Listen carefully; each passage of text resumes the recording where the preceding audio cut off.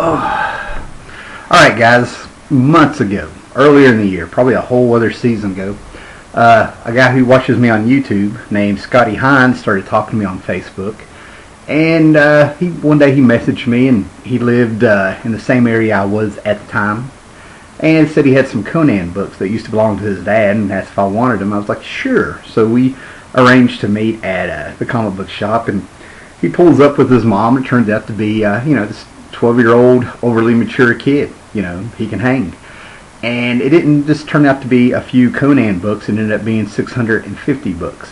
And before I moved and all that life happened, and all the cons hit and all the stuff I've been doing hit, I made 2 videos, and they were labeled Return of the World's Greatest Comic Book Haul. So this is actually, I think, part 3 of this. The other ones, I think, were Spider-Man and a big, huge run of Daredevil. So I'm going to pick up with the Avengers today and say thank you again, Scotty. Now, for you new guys, new subscribers and stuff that didn't know, this is the second time this has happened, where I got a huge, huge haul of free comics. Now, with Scotty, I actually told him I can't take this. He was like, no, take them, have fun, and everything like that. And my friends were sitting there talking to me. I really went back and forth on this, because these were some nice books. And but my friends were like, you give him, joy with your videos, and so just go with it and keep them. But years ago, I think it was like around 2011, I started at this school, and there's a teacher who started asking me about Watchmen. We were talking about movies, and the more I talked about Watchmen, explaining the movie to him, he was like, you collect comics, don't you? And I'm like, yeah. And he told me that his brother had left a whole bunch of comics in this woodshed at his parents' house. And after about a month, I finally got down there to get them. And Scotty gave me around 650 comics. That was a haul of 600 comics, and there's a playlist for that, and that's called The World's Greatest Comic Haul, if you want to go back and look at that. I was really excited, man. I couldn't sleep. I think I jumped up at 3 o'clock in the morning, shot a video of me going through the boxes, and then I started making them one at a time. So today, we're going to go through the Hawkeye and the Avengers books that were in there. Because I still, this might put us about halfway. I'm not sure. I doubt it.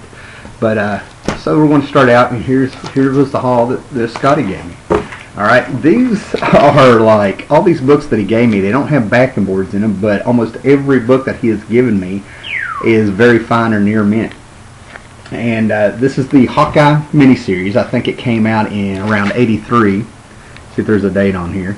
Yeah, it had been around 83.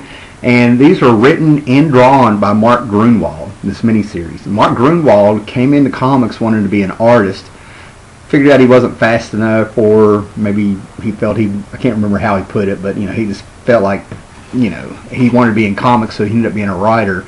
And as much as my heart goes out to him for jumping in there and finally getting to draw a comic and stuff, his writing was really a blessing to us. We wouldn't have had Squadron Supreme, that influenced Kingdom Come, and all this other stuff he did, the great Captain America run he did, the official handbook of the Marvel Universe, his editorial stuff that he did that's kind of shaped and formed so it was kind of good. So he finally got to jump on here, and he did Hawkeye.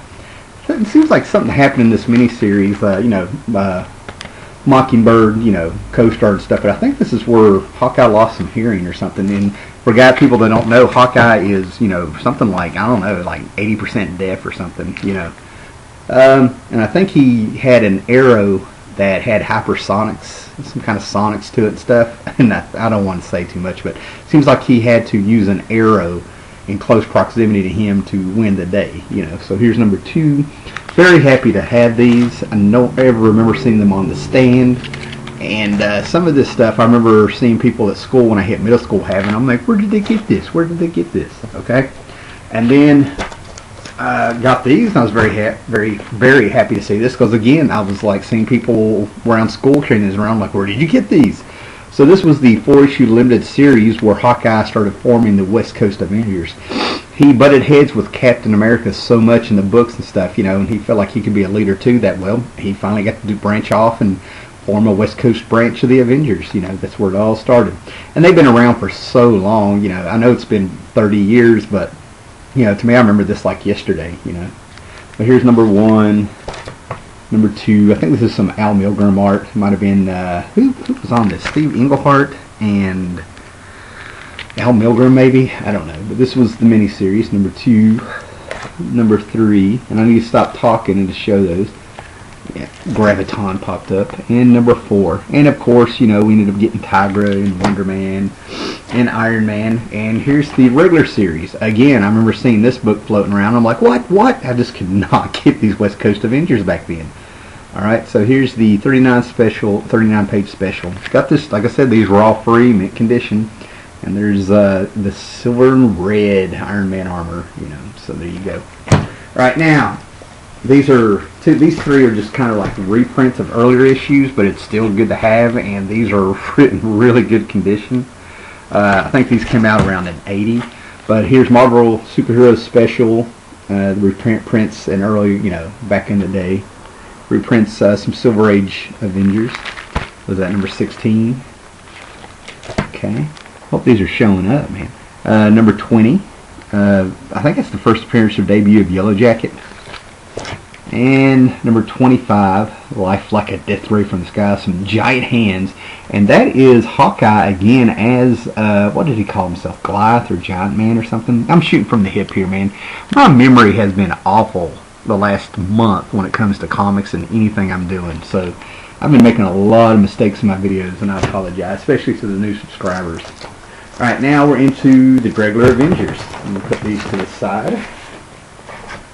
Alright, and we start off with part of the Korvac saga.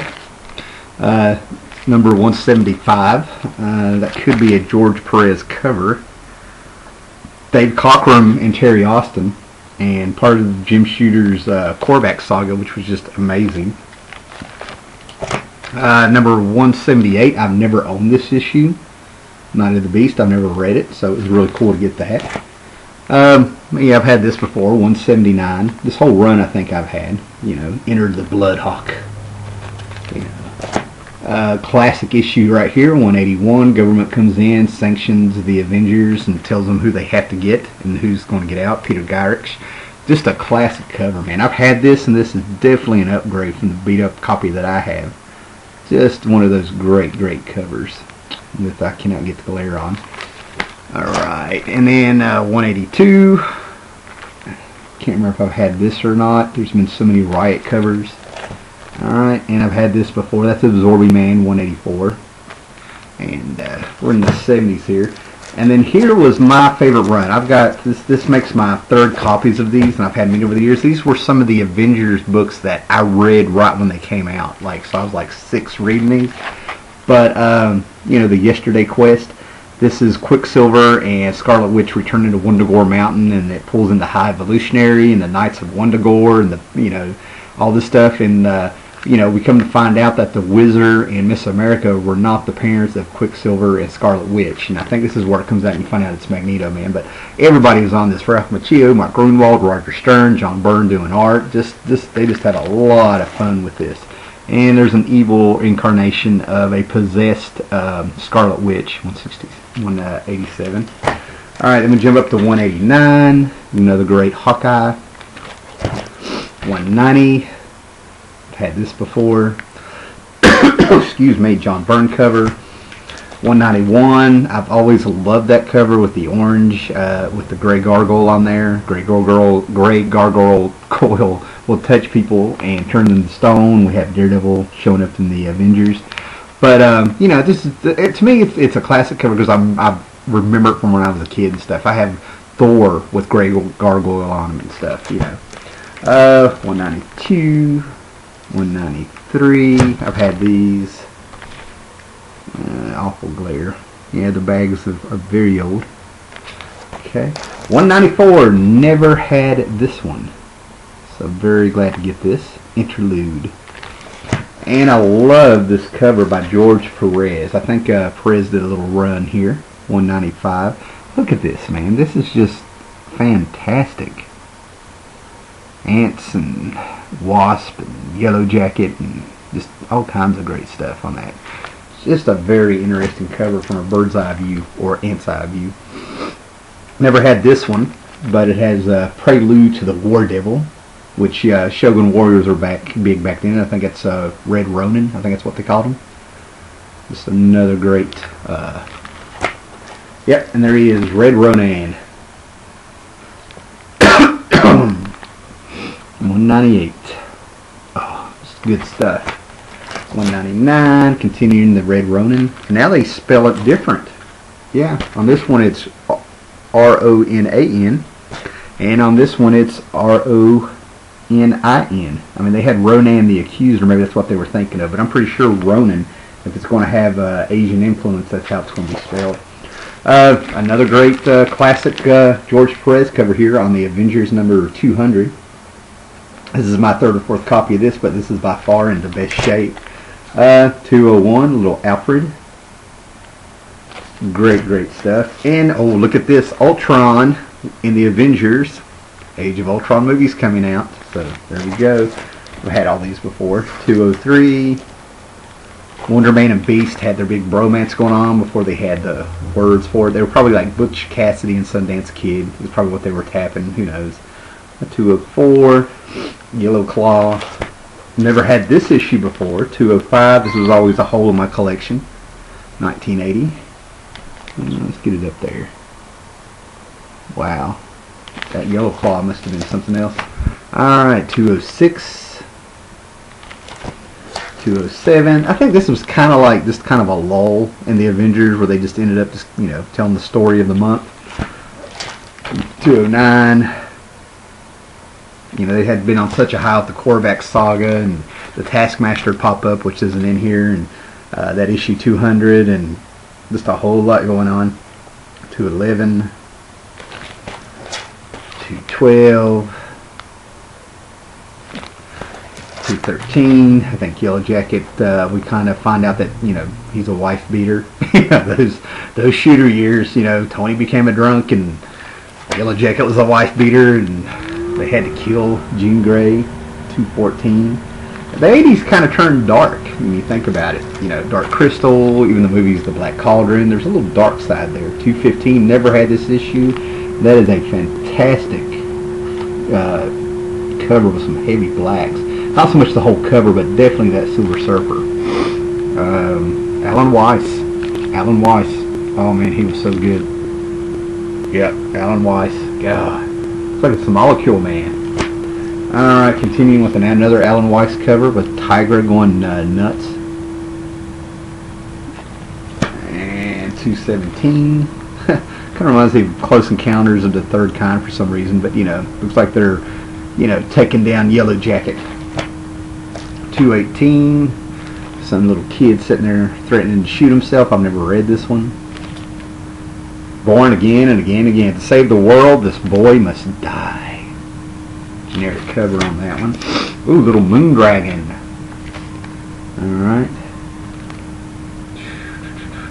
What number is that? I wonder if that's a variant. There's no number. 219. Okay. Probably just wishful thinking.